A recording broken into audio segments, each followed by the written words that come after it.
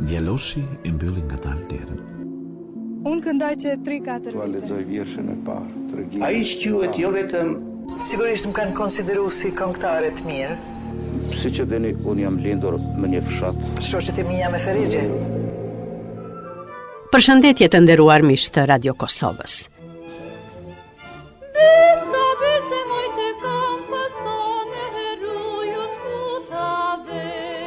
Në ciklin e emisioneve Kujtes në Radio Kosovë, kemi prezantuar për ju portrete personazhesh që kanë përcjell modelin ideal të profesionistëve në fusha të ndryshme dhe me ndikim të kulturës dhe medias. Shumë prej tyre ndonë se sot njihen pak, për të mos thënë as pak, nga gjeneratat e reja, ata sërish kanë mbetur në kujtesën e gjeneratave të mëhershme. Pra, të atyre që kanë qenë dëshmitar të një kthese vendimtare sociale e kulturore, apo edhe kanë pasur fatin e madh që të bashkëpunojnë me emrat më të vlerësuar të artit dhe medias. Ne, pjesëmarrës të mbledhjes solene të këshillave të punëtorëve të Radio Televizionit Prishtinës, me të cilën shënojmë ditën e Radio Televizionit të Prishtinës dhe 35 vjetorin e Radio Prishtinës. Minutat e sotëm do t'i kushtohen një zonjë të vërtetë si Sanie Shala, zërin e së cilës shumë kush e kujton ende nga edicionet e lajmeve dhe emisionet e ndryshme të Ish Radio Prishtinës. E dikush e kujton me nostalgji edhe për zërin e saj të kristaltë në të kënduar.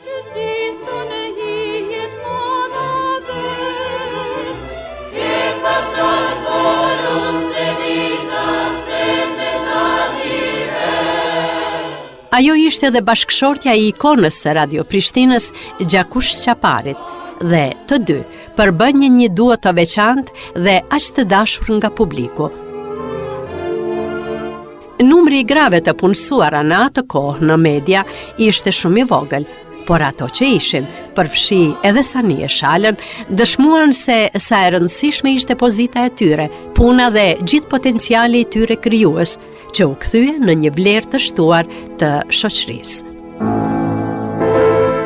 Një ndër kolegët e saj, me të cilin shpesh prezantonte lajmet, zotri Hamdi Mehmeti, e kujton me respekt të lartë Sanie Shalën, jo vetëm për cilësitë e saj profesionale, por edhe për patriotizmin që buronte në dejet e të parëve të saj.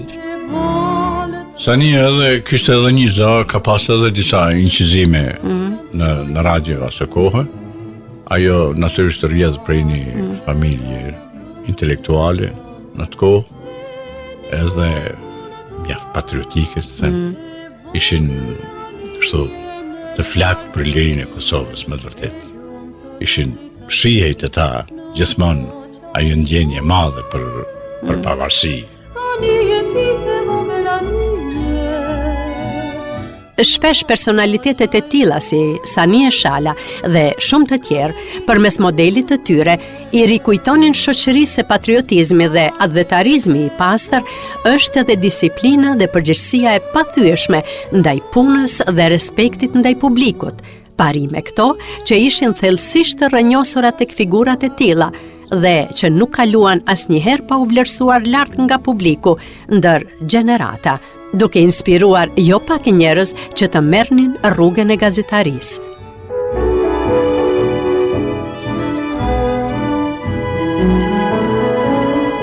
Zonja Hasbie Mustafa kujton pikrisht këtë saktësi që e karakterizonte Sanie Shalën në punën e saj, qoftë në leximin e lajmeve apo edhe të materialeve të tjera që prodhonte radioja e asaj kohe.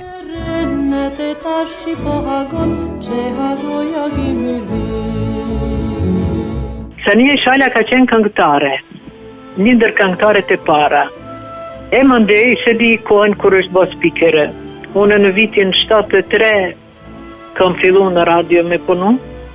Sania ka qenë kolegja ime më e vjetra, e shoqja Gjakush Qaparit. Sania ka qenë speakere mirë, ka qenë shumë e saktë në lexim. Nuk ka pas ndonjë diçka artistike kështu në leximin e saj, po I lakmojsha për indiferencën që kishte para mikrofonit. Derisa unë gjithmonë kam pas emocione. se Sanie Shala dhe Gjakush Qapari ishin një duo e papërsëritshme e Radio Prishtinës, e dëshmon edhe kompozitori ynë i mirënjohur, zotri Reshat Randobrava. Sanie Shala ka qenë spikere e shkëlqyshme, bashkë me burrin e vet, me Gjakush Qaparin, dies pas. Ata kanë qenë një duo që të papërsëritshëm në radio. Mbaj mend shumë mirë para se me hy ata në studio kështu si jemi unë e ju këtu, tash, ata përgatiteshin maksimalisht. Kur hyshin në studio, aty nuk ka pas gabime. Një tandem i bukur. Vjedha ja, po. Ka qenë kënaqësi me ndigju.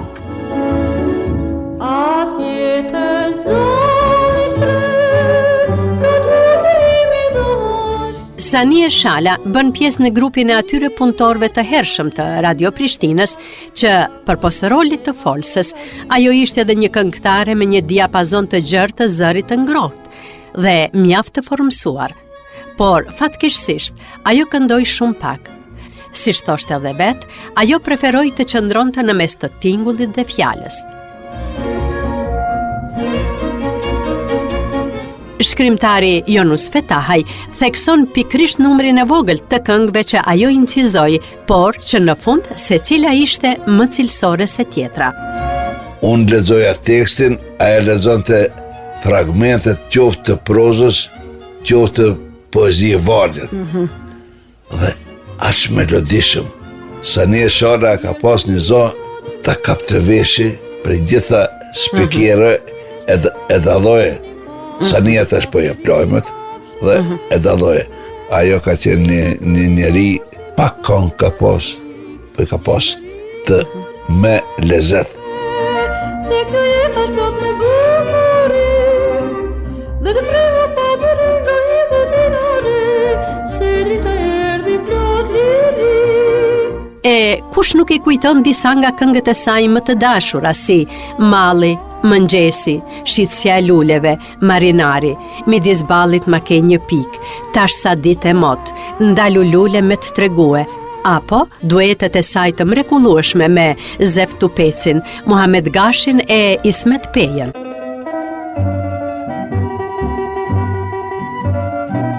Në sfond, po dëgjoni këngën Indonezia, një ndër këngët më të bukura të kënduara nga Sanie Shala në duet me Ismet Pejen. S'ka vend ma t'bukur se atë dhe ujim, kur rezet djelit jep gjithmonë shkelqim, rrethu me palma, me banane plot, dhe fryt me punë që gëzojmë na sot. Vitet duhet me qenë gjatë 7 i incizimit. Ky ka qenë një orkestër veç me tela, instrumente me tela. Pejoj prej pushit 3, po të vjetin mos e pështim.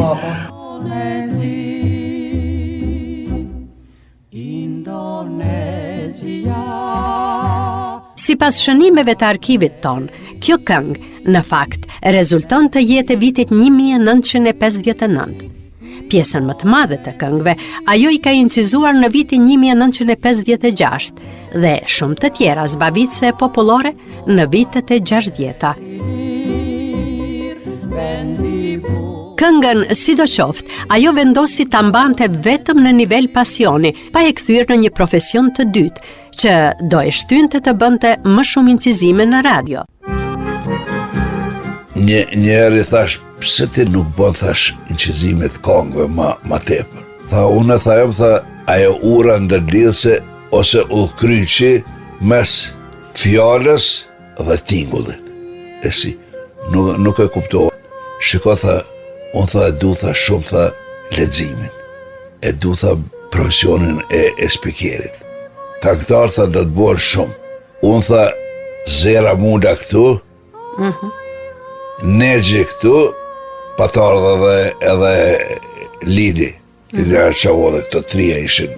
Unë me hynë aty, jo, mire po, këngë thëke e kam për shfryrje. Ajo më jep thëke energji.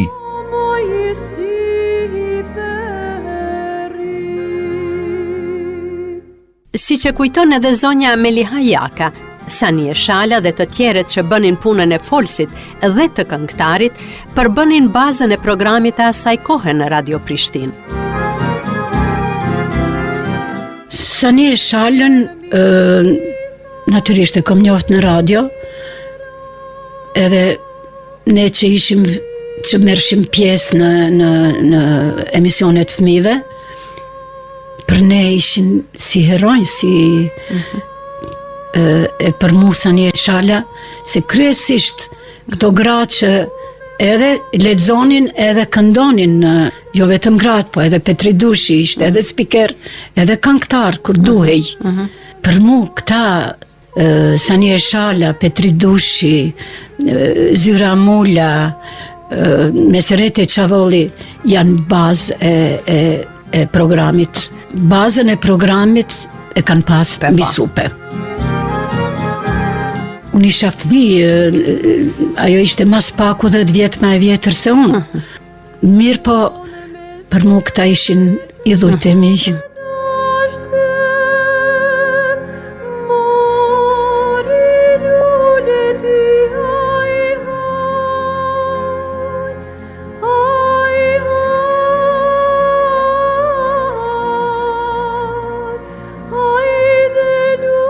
Duhet theksuar që nuk ishte çështja vetëm tek incizimi këngëve në radio, por edhe tek mungesa e komponimeve të muzikës së lehtë gjatë atyre viteve që i bënte shumë këngëtar t'i përkthenin shumë këngë të huaja të dashura për publikun dhe t'i sillnin ato në versionin shqip. Unë Sadi, muzika e lehtë. Zakonisht pak është komponu prej njerëzve se është vërtet. Me Venoes kemi filluar neve me kompozu kështu muzikën e lehtë.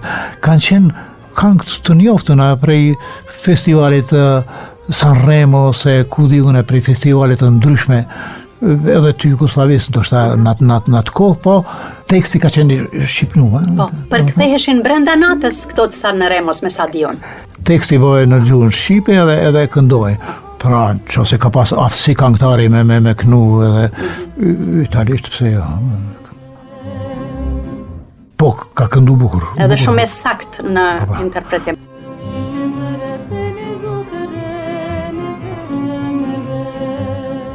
Përpos shumë këngëve të përkthyera që ajo interpretoi aq bukur, në arkiven e Radio Prishtinës shohim edhe kompozimet e Lorenz Antonit si Oj se djali shkon, 1960, apo të tjera si Dashnin që kam në ty, kompozuar nga Fahri Beqiri në vitin 1963, dhe Agime Afërdita, të kompozuar nga Rashid Krasniqi. Agim vetëm ti më gëzon, se drita jote më jep jetë. Si që thekson edhe gazetari Shoqëri Galica, ish kolegi Sanie Shalës, ajo përpos që kishte një zë karakteristik, ishte edhe një njohse shumë e mirë e muzikës. Po një zë i mirë dhe shumë karakteristik. Pastaj edhe ato këngë dhe sot dëgjohen me ëndje. Janë këngë të kultivuara, këngë që i ka bërë me dashuri. Unë nuk e di punën e diskotekës, po dikur ka qenë bukur e pasur diskoteka këtu, kështu që kishte mundësi ndonjëherë dhe ndonjë sugjerim, ndonjë me redaktorët e muzikës, to bëni me u bënda ajo biza, sepse kishte një uri edhe për muzikën bukur mirë. Unë jam atë bukrëndri, e di që s'ka ma gjongëtoni. Puna e bazuar në standardet e larta profesionale të asaj kohe kishte bërë që shumë punonjës të Radio Prishtinës t'i kushtonin në rëndësi të madhe formimit cilësor të gazetarëve dhe mbi këtë bazë ata krijonin hapësirë dhe nuk i lëshonin të rinjtë që tregonin vlera të admirueshme në këtë fushë. Sipas dokumenteve të arkivit të Radio Prishtinës, vetë Sanie Shala nisi punë si praktikante në vitin 1953 me një kontratë 1 mujore, por duke i parë kualitetet e saj, kjo kontratë ju vazhdua dhe ajo punoi në Radio Prishtinë deri në pensionimin e saj në vitin 1989. Po njëjtë e dëshmoi veten me cilësitë e saj edhe gazetarja Rabisha Muhaxhiri, e cila në atë kohë gëzoi mbështetjen e pakursyer të Sanie Shalës dhe, më tepër se kaq, kishte mundësinë e rrallë të kishte pranë vetes një mësuese si ajo. Prandaj, edhe sot, zonja Muhaxhiri e vlerëson lart epitetin e të qenit nxënëse e Sanie Shalës. Rabisha Muhaxhiri kujton për ne momentin kur, si praktikante, e provoi së pari vetën në leximin e lajmeve para mikrofonit të radios. Duke lexuar, shpejt vjen zonja Sanie edhe pyet, i kujt është ky zë? Tani, nga ky moment unë mund të them se unë nuk e njihja. Kisha dëgjuar për bashkëshortin e saj, Por jo për Sanien, domethënë. Për jo për Sanien. Edhe nuk dija që ajo është stafi i Radio-Televizionit të Prishtinës. U përshëndetëm, i thash se kush jam, nga jam, si jam, u përgjigja në gjithë ato pyetjet e saj. Më shikonte me shumë dashuri, edhe më luti të futesha edhe një herë studio, tha për hatër tim ta bësh këtë. Edhe lexova disa lajme. Ajo mbet nga zëri, nga diksioni, nga të gjitha shumë e befasuar pozitivisht, mendoj unë. Edhe tha, këtë vajzë nuk duhet ta lëshojmë.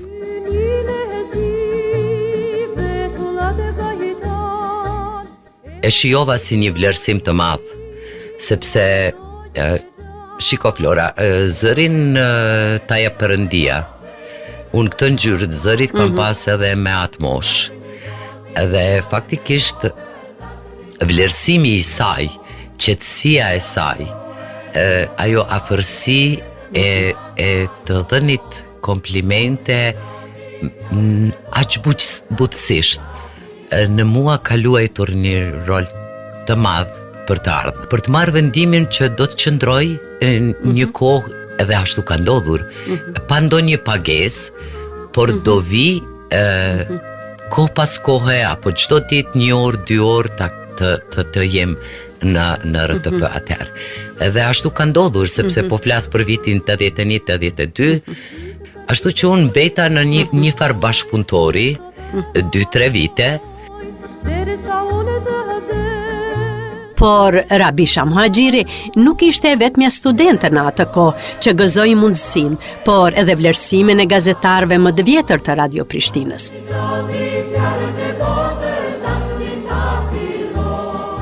Kujtimet e asaj kohe shpalosi për ne edhe gazetari Shoqëri Galica, i cili, po njëjt, arriti të përzgjidhej si më i miri për të punësuar nga një konkurrencë shumë e fortë e studentëve të asaj kohe, që synonin punën në radio.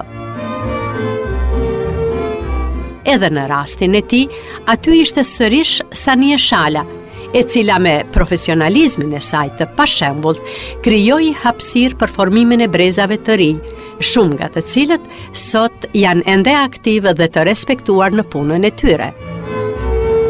Prandaj ne filluam nga dhjetori 73, kurse para mikrofonit faktikisht dalëm dikun në prill të vitit 1974. Fillimi ishte serioz, ishte problem për ne, mikrofoni ishte shumë më serioz se sot, të dilje para mikrofonit nuk ishte punë e lehtë, sot del gjithkush natyrisht. Dhe kur filluam të dilnim para mikrofonit, na dëgjonin dhe profesorët tanë. Kështu që kemi pasur shumë ndihmës edhe prej profesorëve tanë, Anton Qetës, Gani Luboteni, Isa Bajqinces, disa profesorëve që u interesante. Ishit në lupën e tyre, a? Si shqiptonim fjalët, si nuk i zëvendësonim fjalët e huaja, disa gjëra shumë cilësore. Pra, përpos që bëhej një përzgjedhje kujdesshme e stafit të ri, profesorët e universitetit, intelektualet dhe në përgjithësi profesionistët e shumë fushave ndërlidhëse që e përcaktojnë vlerën e përmbajtjes së punës në radio, vazhdonin ta përcjellnin performancën e të zgjedhurve të tyre, ndërsa kur bëhet fjalë tek trajnimi dhe formimi profesional për punën në radio, aty ishte sërish Sanie Shala, e cila, me një përkushtim të plot, ndihmon të brezat e ri të gazetarisë që të arrinin nivelin më të lartë të realizimit profesional.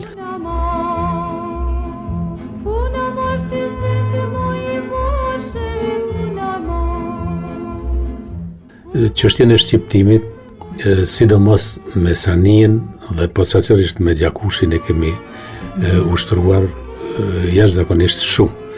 Me Sanien është marrë raja me ne faktikisht me shqiptimin e emrave italian, francez, se dinte edhe italisht e mirë, kështu që edhe kërkova ta gjej edhe fletoren, se ende kam fletoren që i kam shënuar emrat fotoves të asaj kohe, kurse gjithmonë edhe kur lexonim bashkë, se gjithmonë në emisionet e mëngjesit nga ora 6 dhe të mbrëmjes nga ora 22, herë dhe nga ora 19 i kemi lexuar bashkë një mashkull dhe një femër. Sanien e kam pasur shumë shpesh partnere gjatë leximit, prandaj edhe ndonjë vërejtje, edhe ndonjë sugjerim, gjithmonë na e thoshte edhe para leximit, po edhe pas leximit. Kryesisht ishin emrat e huaj që ne nuk i shqiptonim gjithmonë mirë. Sidomos këta emrat nga italishtja që i dinte jashtëzakonisht mirë, dhe jo një herë, po disa herë na nxiste të shqiptonim. Nga i kishte mësuar ajo nuk kishte ndonjë shkollë të lartë të kryer me sa di unë, no? Nuk ka pasur shkollë të lartë, po ka pasur një ori sidomos për profesionet. Ajo ka ditur italishten, prandaj shqiptimi nuk e ka pasur ndonjë hall. Mirë, po ne që nuk e dinim italishten dhe emrat e gjuhëve romane kryesisht, ajo i shqiptonte, plus edhe nga përvoja që i kishte mësuar edhe vetë. Puna në radio nuk ishte thjesht një punë që bëhej për të marrë një pagesë, por ishte mision, përgjegjësi, investim i pakursyer në formimin kulturor, kristalizimin e vetëdijes shoqërore, por ishte edhe identitet, një punë që do të bashkëekzistonte me emrin e gazetarit përgjatë gjithë jetës së tij. Dhe se sa serioze ishte Sanie Shala si folse, por edhe si mentore në këtë pikë, e dëshmon edhe zotri Galica.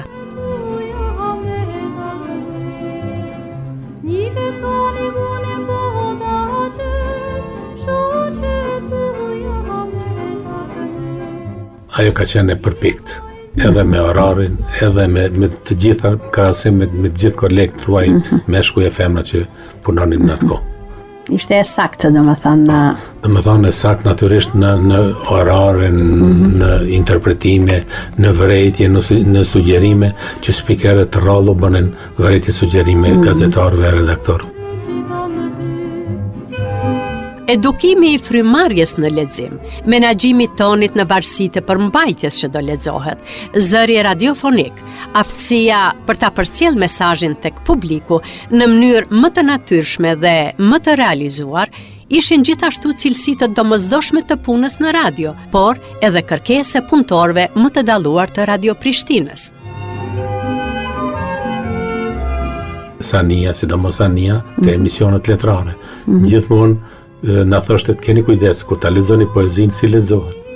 Kur ta lexoni prozën, kritiken, lajmin e pikëllueshëm, lajmin e gëzueshëm. Raportet kur vinë nga një konferencë që zakonisht paraqiten fillim para gazetarit, si të artikulohen, si të shqiptohen, si të thuan ato. Për zgjedhja e kujdesshme e brezave të ri, përmes një numri të madh konkurrentësh, nënkuptonte një besim të palëkundur të potencialit të shoqërisë së asaj kohe, që po ndërtohej gradualisht. Gazetari i mirënjohur, Zenel Buzuku, është gjithashtu një emër i dalë nga ato audicionet të vitit 80 dhe u bë një nxënës i Sanie Shalës në Radio Prishtinë. Nuk shkoj shumë dhe ai u vendos që të punonte në 2 programet e radios. Ato kohë ai i kujton me admirim. Periudha me Sanien si mësuese imja ka qenë e jashtëzakonshme. Këta kanë qenë idhujt e mi, cilët unë vetëm i kam imagjinuar. Mbase të folurit e tyre, zëri tyre i shkëlqyer, që sot nuk mund them se bëj një përzgjedhje të tillë, për media, ka qenë edhe shkasi dhe shkaku që unë jam orientuar. Me njëherë pas mbarimit imagjino të shkollës së mesme teknike makineri, në krejt diçka tjetër. Unë kam studiu letërsinë, pastaj.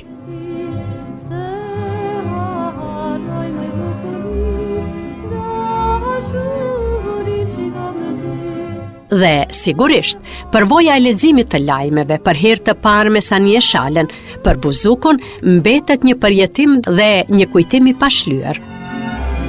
Nuk e harroj dot kur kam lexuar Ngjarjet e ditës në orën 15 me Sanien, thjesht dridhesha.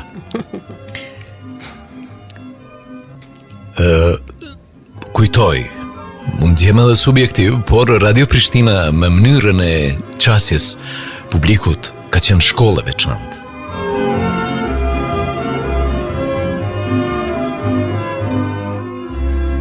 Dëgjuat radiodramën Dashuria të Mjurej Shizgëll. Rolet i interpretuan Hari Gjevat Qena, Melti Ademi Kolovci, Eleni Leze Qena, incizoi Sherif Magjuni, regjisor Adhe Gashi.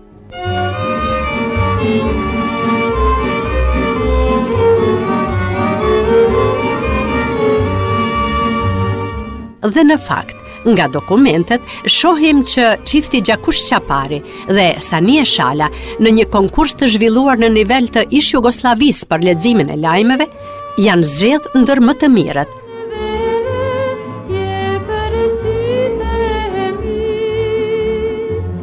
Ata kishin shumë për t'i dhënë shoqërisë sonë dhe medias në veçanti. Megjithse Sanie Shala ishte gruaja e Gjakush Çaparit, atij që konsiderohet si folsi më ikonik mbar shqiptar, ajo arriti të krijonte një emër të respektuar në shoqërinë shqiptare, u vlerësua për veçoritë dhe karakteristikat e saj profesionale dhe artistike, dhe sot kujtohet me respektin më të lartë për modelin e një gruaje të realizuar që u kthye në inspirim për shumë vajza dhe gra të kohës.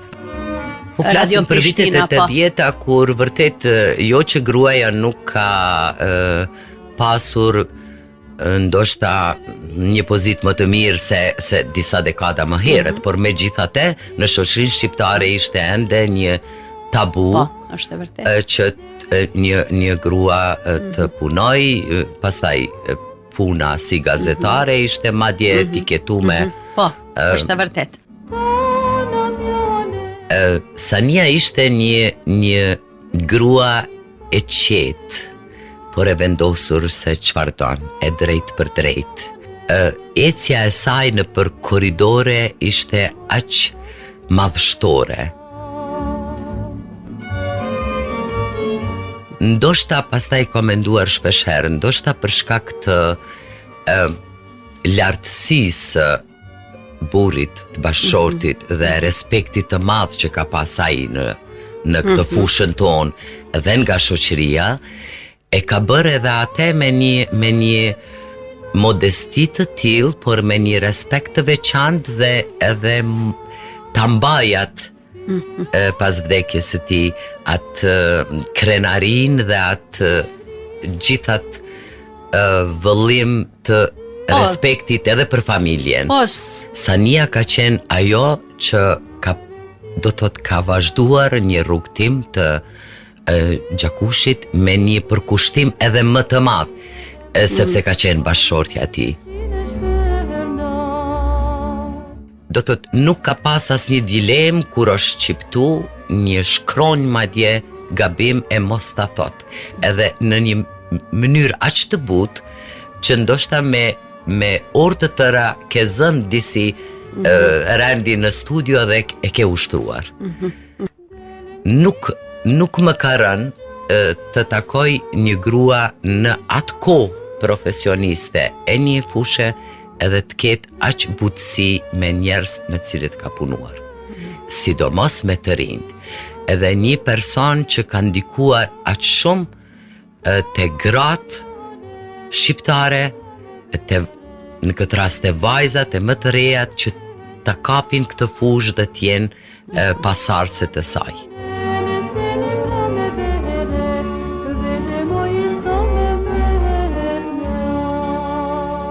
Profesioni i folësit ishte shumë i respektuar në atë kohë dhe për këtë nuk kërkohej vetëm një zë radiofonik, por edhe një formim i përgjithshëm intelektual e karakterial. Prandaj, shpesh konkurronin për këtë profesion edhe personalitetet të tjera të njohura dhe të rëndësishme të kulturës sonë. Dita, kur të ftofti shkon me natën, zgjohen lulet e çdo ngjyre, ditë bukur na huron. Jo i respektuar, po ka qenë shumë i rrallë, domethënë edhe shumë më i kërkuar kështu prej institucionit. S'ka mundur gjithë secilit bëjë speaker natyrisht. Kurse thash sot po shihet edhe vendi i speakerit është hequr fare, ajo s'ka logjik. Pothuajse. Dhe lulja me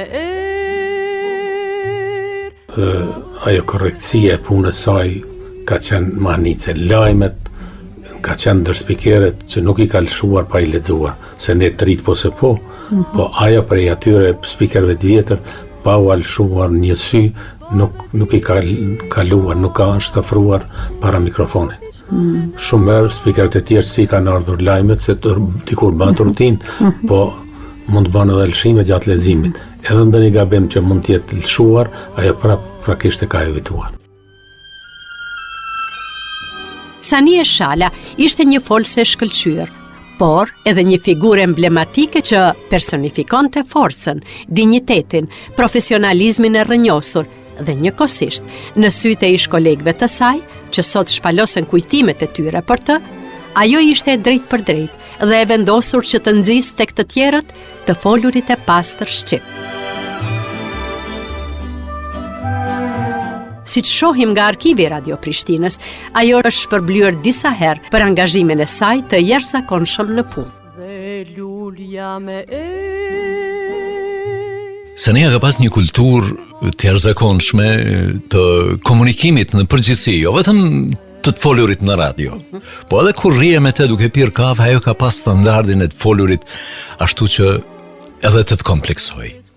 Po si i vëmendshëm që kam qenë, kam dëgjuar me vëmendje se si flet, si ndalet, cilat fjalë nyjton. Ajo e kishte rregulluar edhe frymëmarrjen në kuptimin bukfali, inicial të fjalës, që të mos ngelet në raste të caktuara, pastaj kur më ka rënë mua me lexu poezie, proze, lajme të gjata, se pothuajse të gjitha emisionet informative kanë shku live, drejt për drejt. Sania ka qenë edhe ai monitoruesi digital, aty ku ke gabu, të ka thonë, ja, nuk gëzon e përsërit më.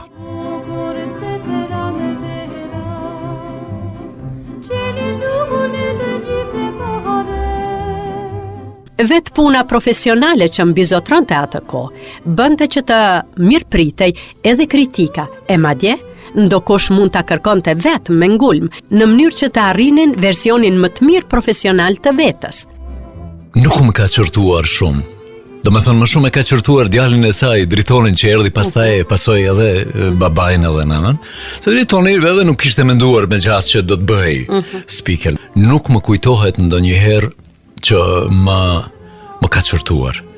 Më kujtohet që më ka lavdruar kur më ka dëgjuar duke prezantuar veprat muzikore klasike. Emrat e kompozitorëve, edhe shqiptimi, nyjtimi i titujve të veprave, edhe të kohëve të cilat interpretoheshin. Për të përmbushur këtë mozaik që thua ti për Sanie Shalën, është pak e vështirë nga një distancë kohore, me thonë. Sania ka qenë personalitet. Ka qenë edhe njëri që kemi biseduar edhe për hallet tona, se unë udhëtoja nga Lipjani, këta pothuajse të gjithë kanë qenë këtu, kanë jetuar në Prishtinë, edhe për hallet jashtë të radios.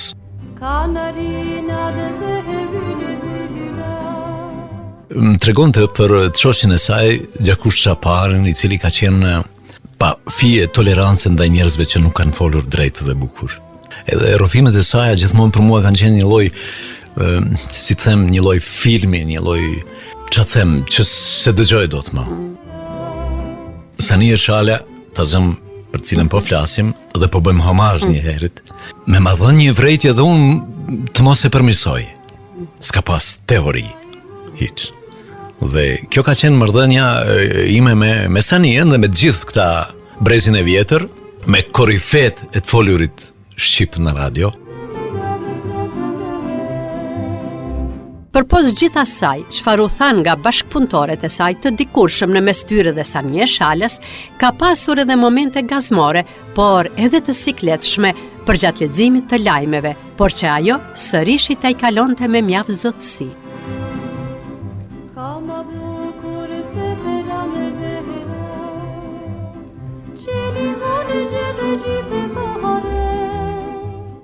Po, ka pas situata, jo vetëm qesharake, por ndonjëherë edhe me mjaft, domethënë, emocionuese, sidomos atë që thash për leximin e atyre komitesave të famshme në thojza të komiteteve të ndryshme dhe të organeve të larta për dënimin e njerëzve të cilët përpiqeshin për këtë troh liri që e kemi marrë. Njëherë ndërkaq isha pikrisht me Sanien, mos ka bofsha në ditarin e Mramjes në orën 19 dhe na kishte pikur një diçka që na shtyni për të qeshur dhe që nuk kishim forcë ta ndalonim të qeshur. Dhe vetëm mundësi ishte që disi, me qenë se nuk dukeshim, ti kafshoj në gishtëri. Kështu ka qenë me të vërtet me Sanien, dhe dikun për një 10 minuta vështirë me mendjen më të madh, filluan të ndjersitemi nga sikleti, se s'dishim që dalim nga ajo situatë. Domethënë ka pas situata të ndryshme.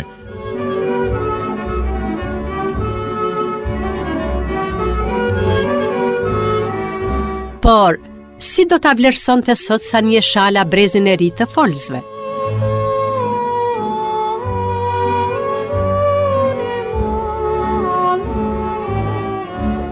Nuk e imagjinoj dot, apo ndoshta është një farë lloj profecie periudhave njerëzore civilizuese, që në këtë rast Sanie Shala po shprehem pak ma troq, të kishte punë me dike që nuk është i Zoti ose e Zonja, këto shtatë zanore tona të bukura ti përvetsoj.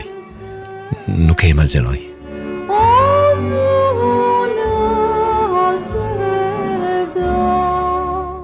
Them që vetëm vlerësimi i tillë nga persona të tillë të përkushtuar e kompetent ka mundur të zgjedh njerëz të cilët në fund të fundit kanë qenë bazamenti i medias edhe në atë kohë, po edhe në kohën e pas luftës. Të shpërndar gjithandej nëpër media, megjithatë të gjithë janë brumi i RTP-s.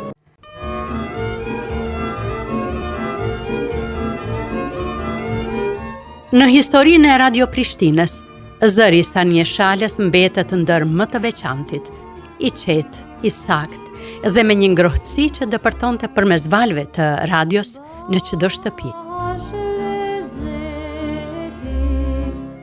Në vitin 1989, pas 36 vjetësh përkushtimit të jashtëzakonshëm, u detyrua të ndahej nga mikrofoni që kishte qenë pjesë e jetës së saj. Ishte një ditë e rëndë, jo vetëm për të, por edhe për kolegët që kishin ndarë me të vite të tëra pune e emocione. Kështu e kujton atë ditë kolegu i saj, Gani Kurmehaj. Ditën e fundit, kur ajo është pensionu, filloi ke emisionin ora 9, unë i kam marrë ka ora 8:30 si zakonisht, me ato materiale, më ka pa, tha, du me të tregu dishka, tha, kjo është dita e fundit që unë sot punoj. Thash, jo, Sani, si, vetëm me ty dej në ora 11 jam, tha, dhe unë shkoj në pension.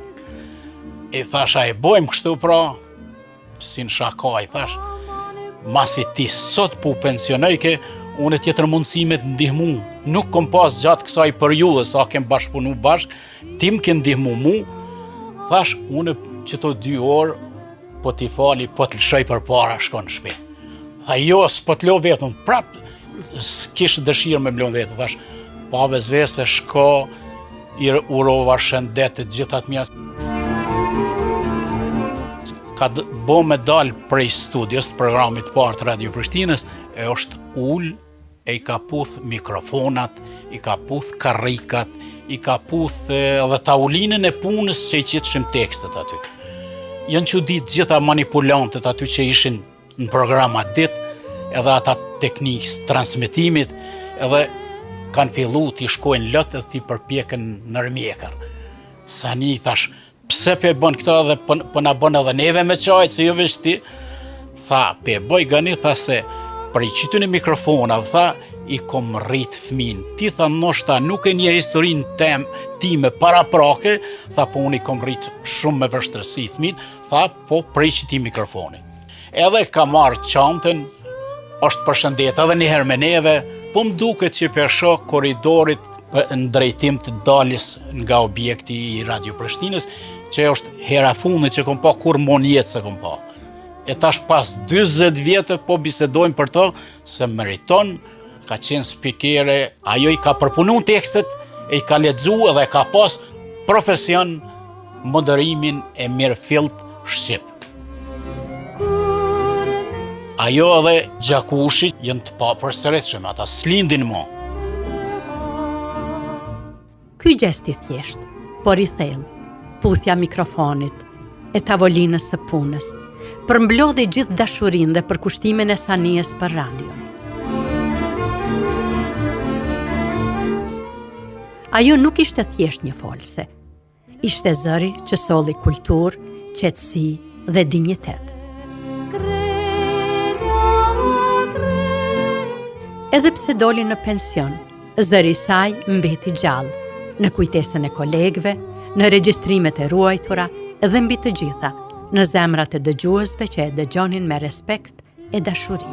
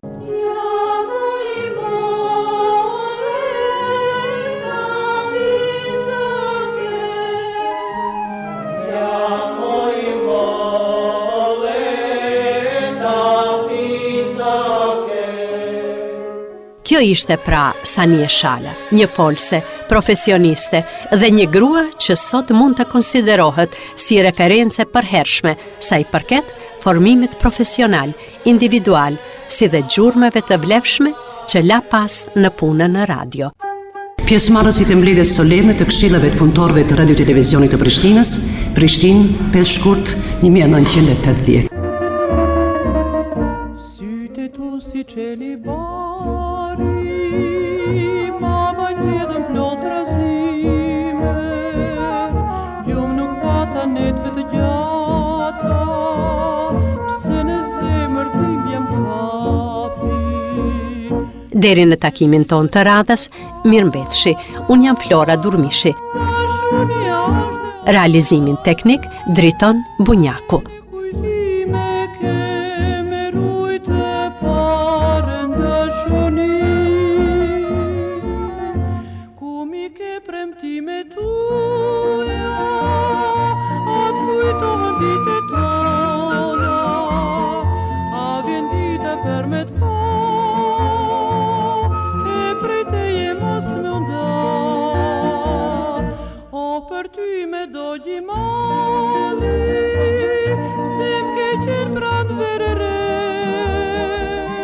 o prapeja e ati dit lumni e me mi këthi handrimet me mi pru.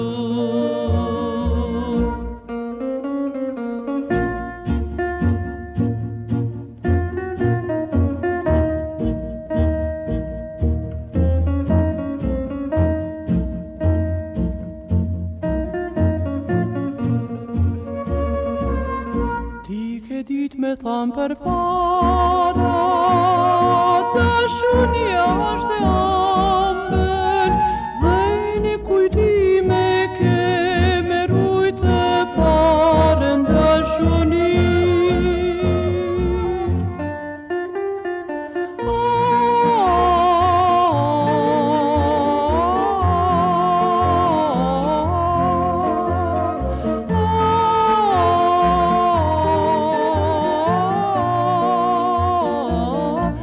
Për ty me do gjimali, se m'ke qenë pranë verere,